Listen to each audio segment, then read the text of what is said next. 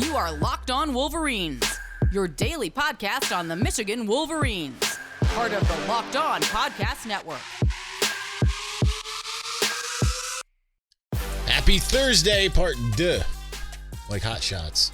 Locked On Wolverines podcast, part of the Locked On Podcast Network, where it is your team every day. I am your man on the ground, Isaiah Hole, publisher of Wolverines Wire through USA Today Sports Media Group, and we are to the mailbag. We have few enough questions where I can get to all of them.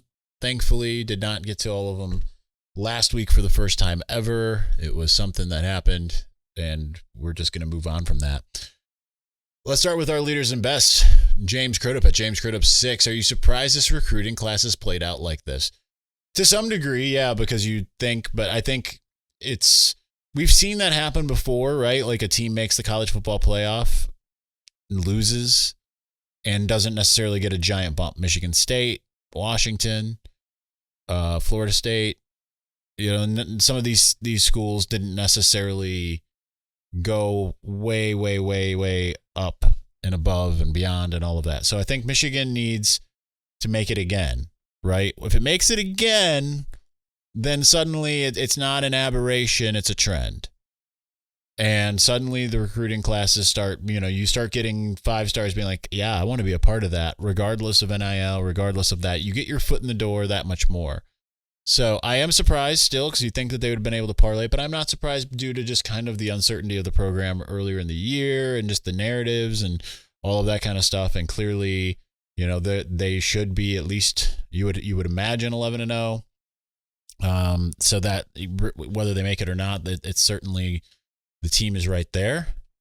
But I predicted Michigan will make it back to the college football playoff, but we'll see. They play games for a reason. I say that all the time. So we will see, because obviously things could be backloaded with really good talent. I just think Michigan in a lot of ways was flat-footed with NIL, which is both surprising and unsurprising. Josh Barr at Jadicki. With what looks to be a smaller recruiting class this year, do you think there'll be more guys that they'll be pushing to return for an extra year than usual this offseason? I think so, because I think that they're obviously going to push for. I would imagine with the COVID year they can Jim Harbaugh's already said that the Green Twins are welcome back. Michael Barrett's welcome back. I could see them pushing for Scooney, even though he might have done enough to warrant a pretty decent NFL draft pick. Sounds like they're going to try to get Eric All back. Yeah, I think that they will certainly go for it when it comes to that, because why not? It's better to have known commodities that you can continue to coach up than it is to bring in unknown commodities that you're hoping turn into something, right? At least especially for instant success. For the longevity of the program, maybe not as much, but for future success, as in this upcoming year, yeah, bring back as many guys as you can, especially if this ends up being a team that goes to the college football playoff. Also, since you are a I can't talk. If you watched or listened to the Gary Stokan podcast, see, I can't talk today. Since you are a Hamilton fan and mentioned specifically the original cast, have you ever listened to Daveed Diggs's experimental hip-hop group Clipping? I have not. I need to. I really need to. That might be on the docket for today, because he's one of my 2 favorite people, and he and Renee Elise Goldsberry, who went to Cranbrook. She's from Michigan. She are my 2 favorites in the cast, the original cast. My brother in metal, Michael Wolf at MWolf21. Does Michigan actually need the deep ball to beat Ohio State? Their short and intermediate passing is very good, especially with play action. No, I don't think that they need it. I think that some people are a little bit more blown away by the sexiness of, air raid type, what have you. I think what Michigan needs is just to chew up clock, move the chains, and score that way. If from the beginning to end, right? They'll need the deep ball if they turn the ball over or Ohio State just jumps out to a fast, 14-point lead or something like that. Then they need the deep ball at least once. But short intermediate passing, yeah, I think that's absolutely You know, they had a couple deep ball throws last year. I don't think it's necessarily, I mean, we haven't seen them win with the deep ball in the last last however many games. So I think ball control is the way to go if you can. Jimmy Whitner at Jimmy Whitner 1. Going into the Illinois game, what are you looking for as we prepare for Ohio State? Just still dominance up front on both sides of the ball. And obviously, we all talk about Chase Brown, but Tommy DeVito can sling it. Keeping him at bay, I think, would be a huge feather in the cap knowing that you're about to go face CJ Stroud. So those are the two things. I still want to see the lines be dominant against essentially equally dominant lines, and I want to see them rattle Tommy DeVito. Make him have his worst day. Number 2, Illinois is a physical team. Would you rest our people with bumps and bruises? Rest who you can get, but I mean, just if you're looking at the offensive line or whatever, you've got guys who can come in and fill in and be fine, right? The drop off isn't that big. I wouldn't be like, yeah, it's time to rest JJ and Blake. You know what I mean? Like you're going to need your guys as much as you can for the following week. Number 3, in your opinion, will Ohio State make the playoff after we beat them next week? I know I got this a couple times, kind of some stuff. Unfortunately, I do think so. Just unless Michigan just runs them off the field. But it's still, regardless, people are so high on Ohio State. It would be difficult to bump them down below Tennessee, for instance, right? I think that there's a chance they don't, but it would require Michigan to really go out and take it to them. KRT at FarmerK84. What do you want to see out of the offense this week that will give you more confidence going into the Ohio State game? I want to see JJ be back more above 60% passing. I want to see a little bit more creative passing. It doesn't have to be crazy creative. It doesn't have to be like the best plays you ever drawn up. Just something a little bit more than what we've seen. I think he needs to throw for 200, 250 yards in this game.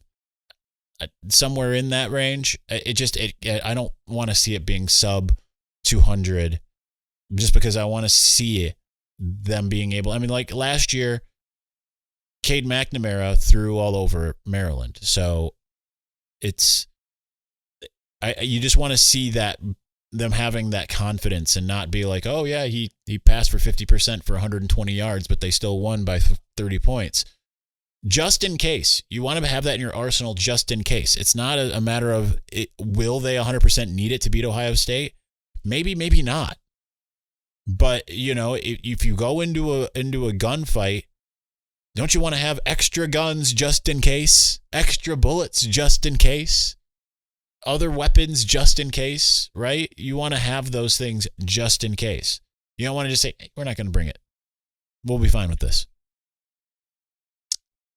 Finishing us out in segment 1, Jonathan Joseph at JJoseph2156. What team do you want Michigan to schedule non-conference because you want to see the stadium/atmosphere? They already have the one scheduled that I want. One of 2.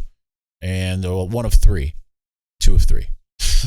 Oklahoma and Texas. I'm hoping those stay on because those are the 2 stadiums I want to go to most. Except I am going to add LSU to that as well. Michigan's never played LSU, which is kind of crazy to think about.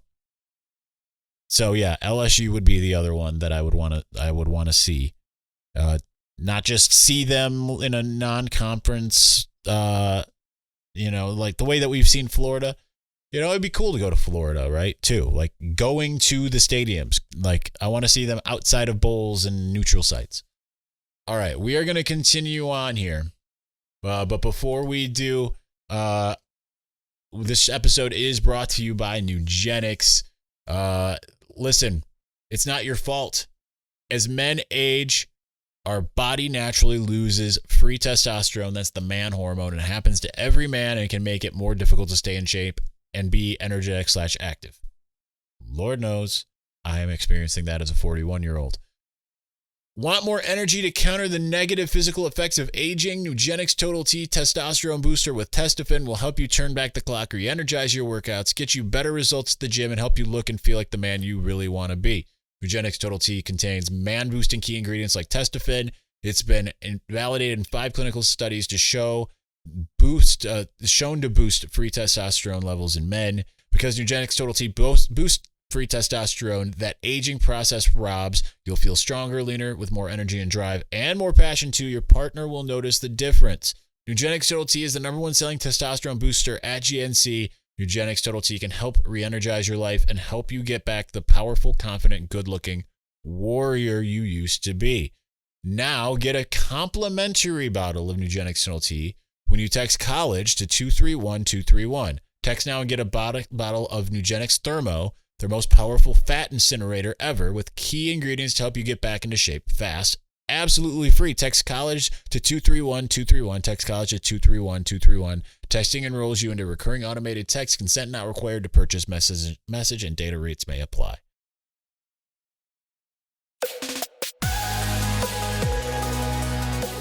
All right. That's my phone. Yep. That was alarming. If you're watching on YouTube, I'm sure you can see the horror of what just happened to me. All right. Let's continue on. We've got plenty more. Let's go into our Victor's Valiant. Jim at Jim in the North. It seems like Michigan has gotten a lot better developing players. Is this due to the assistants hired in the last couple of years? Can it last with our kind of slower than expected recruiting given our success? I think Michigan's been fine developing players all along. It's been more of the high-end players that haven't panned out, but a lot of those 3-stars, Kwity Paye, Josh Metellus, I mean, those, Khalil Hudson, those guys are playing in the NFL. They've done a fine job, I think, at developing players. I think in large part, it's more so been the lack of buy-in by the higher caliber players. And now you're seeing full buy-in by your best players. Guys like JJ are company men, right? They're not out there, like they might be peddling their own stuff, but like JJ, if you were like, hey, JJ, either you can pedal yourself or you can pedal your team, he's going to be like, I'm going to be with the team. And that's not the case for a lot of players that Michigan has had previous to some of these guys who are around now. They had a lot of guys who weren't team players. And unfortunately, the ones that weren't team players were a lot of the guys who were 4-stars, 5-stars types. There was an Atlantic article saying Biff Poggi was the man behind the culture change last year. Do you think this is true? And what will losing him mean this year and next? Well, nothing this year because he's still going to be around for the rest of the season. As far as I don't think it necessarily means anything for the future, right? You get someone to change the culture, and then you hope that the culture remains, right? You get your elder statesman to push that forward. As far as the veracity of him being the guy who changed the culture, I don't know that that's necessarily true. I certainly think he probably played a part in it. I think he played a big part more so in getting Harbaugh back to Harbaugh. But yes, he's planning to serve out the season. What's your favorite movie? Hands down, Ocean's 11. It's easily my favorite movie. There's no question. I think it's a perfect movie, from Ted Griffin's script to Steven Soderbergh's everything else to Stephen Mirion's editing. I think that's the editor. I think it's just a perfect movie. I absolutely love Ocean's 11. Mark Z at Mark Zimke, can you share more about the event you're moderating with Blake Corum? It sounds awesome. Yeah. For those who don't know, through Prediction, that's prediction with 2 E's. I am moderating on Monday night at 8 p.m. It's $9 with only 50 seats available. I'm doing an Ask Me Anything. And it's not me. I don't think people are going to be there to ask me anything. That's what the podcast is for, but for Blake Corum. But I'll ask him some questions. Certainly, we're going to get into the rivalry, what it means, all that kind of stuff. And then Blake will answer people's questions. And yeah, it'll be an awesome time. So $9 for an hour of with Blake Corum. I'm going to ask him some of the types of questions that he's probably not going to get, if we see him before that or before the Ohio State game. And I feel like it's going to be, I feel like it's the type of interview, and I think the type of stuff that comes out of it is going to be it's going to be indispensable for the Ohio State week. And then we're also going to learn more about him as a guy. That's one of the things that I'm really looking forward to. Zan at Zanland on the Bell fumble / Anthony recovery. There are 4 cameramen in that end zone with definitive angles. Will their footage be available for rest review? Were you in the end zone during that play? Have you seen pics/video from better angles than on the broadcast? So number one, I haven't seen the broadcast. I'm going to go back and look at the picture you posted. I was in the end zone. I did not see the play. I'm just out of frame to the left where I got completely blocked by someone who was also out of frame who decided to step on the field. I hate it when people do that. It's just when people step out onto the field, crossing the lines that we're not supposed to cross, it ruins everything for the people behind them. It's so frustrating. I did not even see it.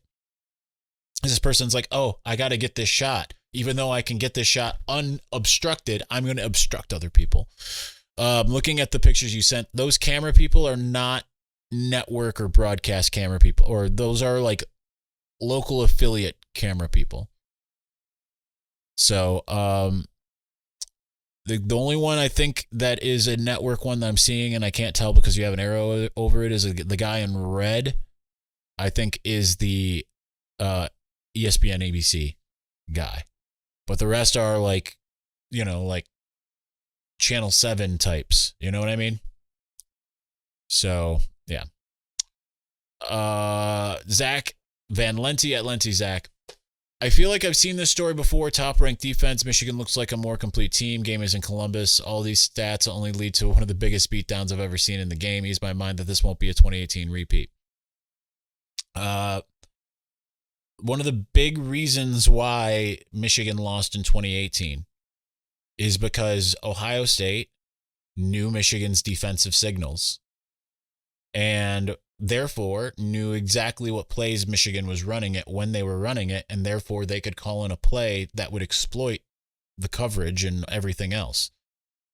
If you know that and you go back and rewatch that game, which I weirdly have, you can tell the moment where they really started pressing that. Michigan, I can guarantee you they do not know Michigan's signals right now. And if they do, I guarantee Michigan will adjust.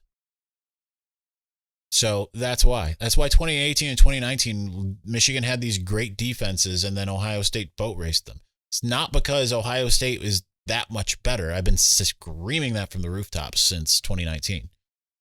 It's because if you know what another team is doing, you can constantly exploit it, right?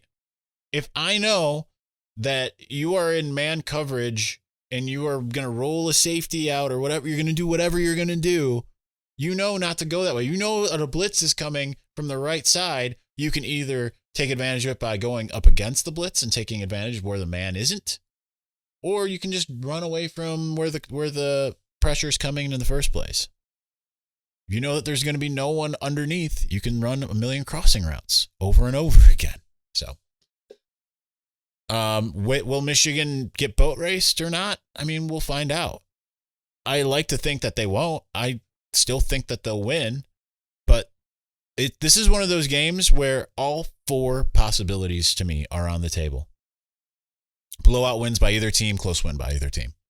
Nothing will surprise me in this game at all. Perry Mitchell at Perry Mitchell 08. Is the lack of long runs from Corum the past 2 weeks concerning due to wear and tears? Is just a product of we're better than you, take Blake Corum to the gut attitude of this offensive staff? It's the latter. And it's just teams having more guys in position on the back end to get him instead of, so it's not like he's just getting through the first and second level. He's got to get through all three levels because it's actually it's encouraging that he's still been able to have the types of games that he's had the last 4 games, really, because it's like teams know what's coming and they can't stop it. I mean, yeah, last week only ran for a long of 12, still got 164 yards. You know, if you're running 5 yards per carry, doesn't really matter if you break the 40-yard touchdown play. Because if you're running at that clip, you're going to get a first down every 2 plays. So, Spencer Whitmore at Spencer Whitmore, how many points does Michigan need to score in Columbus for you to feel good about a win? Probably above 40. Probably. I think Ohio State will find a way to get theirs, but maybe not. I don't know. I don't know. I say that, and right now I'm thinking like 38-31, that type of score, right? So I don't know. Whoever gets to 35 probably wins, depending, but I don't know. Both seem to have good defenses. I think Ohio State's is a little bit more suspect than Michigan's, but Michigan also hasn't played. I mean, neither team has played any like high-powered offenses per se. You know, people are saying that about the Michigan defense. What high-powered offense has Ohio State played? You know, what huge, amazing. I mean, Michigan at least played Maryland before Maryland imploded offensively. So, Adam Casel at Adam_Casel, do you agree with Joel Klatt that Michigan has a higher floor than OSU, but OSU has a higher ceiling than Michigan?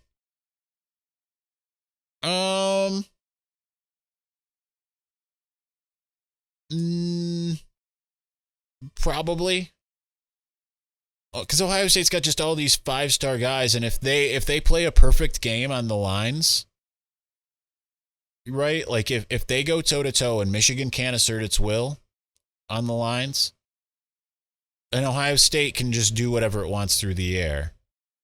Michigan has more limitations, I think, than Ohio State does. But no one's been able to stop Michigan yet, or really even slow Michigan compared to what Michigan wants to do. Whereas teams have kind of stopped and or slowed Ohio State. So, what concerns you the most for Michigan about the game against Illinois? I would say, I mean, if he's healthy, which is a big if, Brown, certainly. I think Brown would be the one that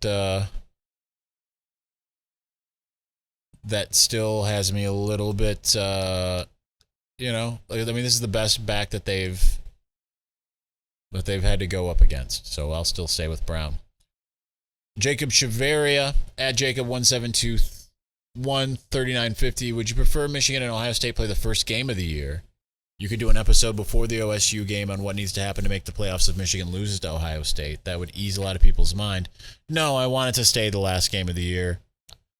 I don't think either team should make it if the other one loses in the current system, right? Should be winner takes all. Don't want a situation like Alabama in 2017. Doesn't make the SEC championship game, and then loses to Auburn, and then goes on to win the national championship, right? Like, no. You should not get that type of consolation prize. Not playing in your championship game, not beating your main rival, and then winning the whole thing? Don't want that. If Michigan dominates Ohio State, would you put them at number 1 over Georgia? If they dominate, then maybe, yeah. Georgia, because then you can sit there and say, well, Georgia had a couple close games. Georgia was kind of close against Kent State, and Georgia was, you know, really, they took them all game to get past Missouri. Michigan hadn't had that. So I guess it also depends on what Michigan does against Illinois. But Missouri's a bad team. Kent State's not a good team. And yeah, Georgia went out and beat Tennessee, beat the brakes off of Tennessee. But if Michigan goes out and like treats Ohio State the way Ohio State has often treated Michigan, you know, I don't see why maybe you don't. It's that Michigan is not in a dissimilar situation from Georgia last year. Best defense in the country, was beating most teams like 35 or 40 to one score. And by and large, outside of Clemson, they hadn't played anybody, and Clemson wasn't any good. It's kind of the same. Anton Sesmita Mangala at Sesmita Mangala. Would people completely lose their minds if Michigan played one non-conference game before the game the way the SEC does? This would mean a conference game earlier in the season as well. Also, I feel like the college football playoff blames the players for their schedule. I agree with the latter part. You know what? Michigan has done that. In 2006, they played Ball State the week before Ohio State, and they were down at halftime. So, you know, I like it as it is. personally, but yeah, people would probably lose their minds. Here's the thing, and it was really pointed out by people like Derek Hutchinson on Twitter. People kind of seem to forget. They're like, oh, Michigan's non-conference schedule. But Michigan plays a 9-game conference schedule, which is something that the SEC doesn't do. Something that the Big 12 doesn't do. So, or maybe it does. Maybe the Big 12 does 9. Maybe it's the Pac-12.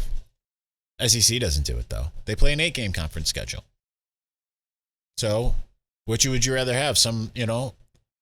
Michigan's playing Oregon State or Michigan's playing Iowa, right?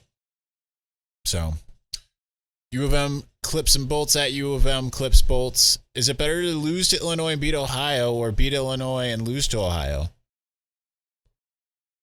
I mean, if you want the opportunity to go to the college football playoff, win the Big Ten, you got to do the lose to Illinois and beat Ohio. That's more better for the program. While there's no shame in losing to Ohio State, you don't want to give them back any momentum. I mean, you can crater their program to some degree. I mean, you're not going to really crater them, but you could cause mass turmoil in Columbus if you go into their house and beat them. I know people are saying, oh, I don't think Ryan Day will be on the hot seat. I think Ryan Day will 100% be on the hot seat, if not fired, if he loses to Michigan. You could create chaos in Columbus, especially if Michigan goes down and just wipes the floor with them, which I don't expect, but is possible. So, finishing us out in segment 2, Garbo at Garbo824. If Blake Corum runs for 3 or 4 touchdowns against Ohio State and secures the victory and the Heisman, will Spartan heads everywhere explode? Absolutely. What would be funny is if he beats Ohio State. I don't know what I have to look and I know I'm wasting time doing this because we're already almost at 30 minutes here. I'm just curious. So Blake Corum right now is 5th in the country with in yards per game. He's 4th overall, 1349, at least 3 games left, right? Last year, Kenneth Walker had 12 games, 1636. I don't want this to be the case because, well, let's see. What was he rushing per game? 136. Blake Corum's rushing 134 a game. It's almost like I almost want him to win the Heisman and have 1 less yard. Unfortunately, he's got 1 less touchdown than Kenneth Walker. So to see Spartan heads explode, that would be very funny. But yeah. All right, let's continue on. But this episode is brought to you by BetOnline.net. It's your number 1 source for sports betting info, stats, and news and analysis. Get the latest odds and trends for every professional and amateur league out there, from football to basketball to soccer and esports. We got it all at BetOnline.net. And if you love sports podcasts, you can find those at BetOnline as well. We're always the fastest and easiest way to get your betting fix in. Head to the website today or use your mobile device to learn more. BetOnline, where the game starts.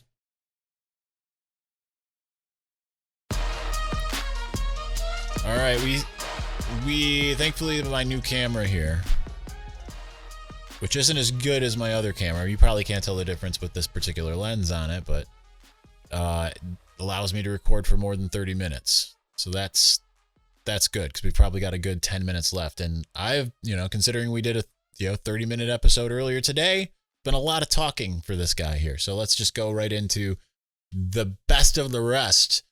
Matthew Piotrowski at Drummerboy4877. Why does everyone think that Michigan has to have the passing game clicking completely to beat Ohio State? Look at Cade's stats from last year's game. The running game is better this year than last. So yeah, I know I touched on that, but I agree. You don't necessarily. It's the defense has to stop them, and Michigan just needs to move the ball.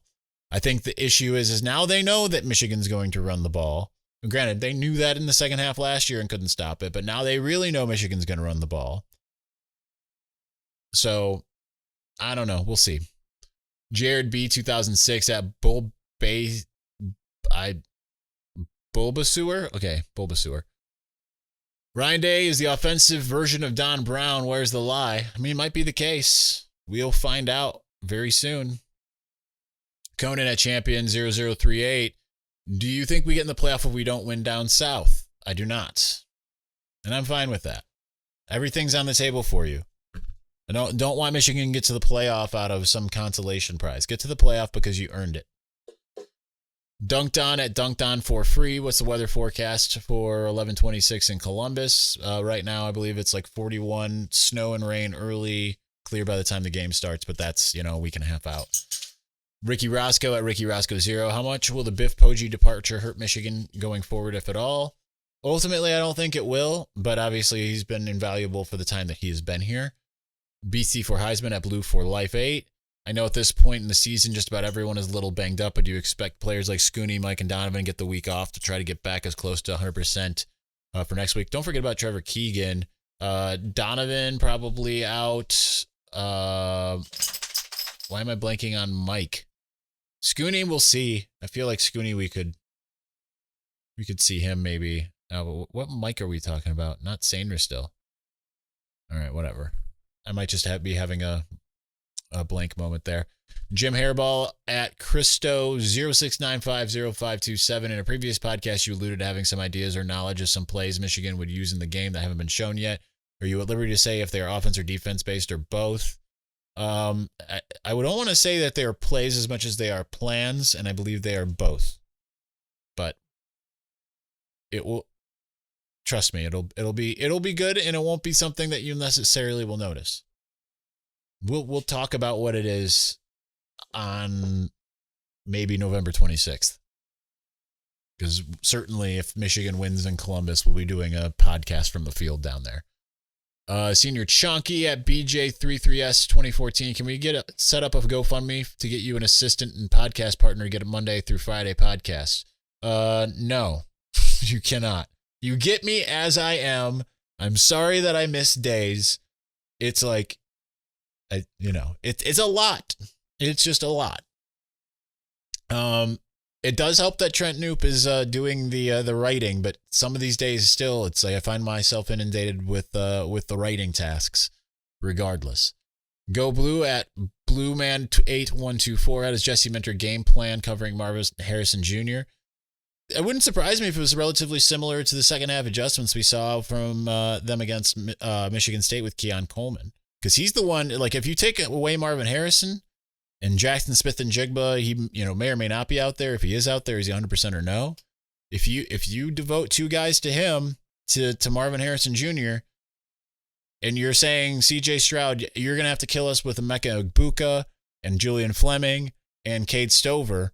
I mean, that's better than just having the full complement, but I have no idea, E. Smiley at Smiley Eric 13. How confident do you feel that JJ is needed to win a game passing? He can. Seems offense hasn't opened up much, so if needed, will it, and can he do it? Last time we've seen Michigan feel like it needed to was against Indiana, and they did it. So, I don't know. I mean, Indiana's not a great team, of course. I think that they were probably better at that point, before the strings of losses make you kind of give up. But I think that he can. Certainly, he's got that talent. We've seen him be pinpoint accurate. We've seen him throw the ball downfield. It's just not everything has happened all at once. Enjoying life at SoCal Dad 12. Does Michigan have a decided advantage along the lines of scrimmage both sides of the ball when we face the Buckeyes? What is a Buckeye? Anyways, Buckeye is a hairless nut. And I do think Michigan has a decided advantage on both lines of scrimmage. That's a big difference, by the way, the offensive line against their defensive line. That was obviously true of last year. But when you go back to 2019, you go back to 2018, Michigan did not have, 2016 even, Michigan did not have advantages against their defensive line with Michigan's offensive line. This is where things are different. It's only been, 2018, it was a good offensive line. It was, it was the best probably in the Big Ten, but it still wasn't as good as it needed to be to go up against that Buckeye front. Finishing us out.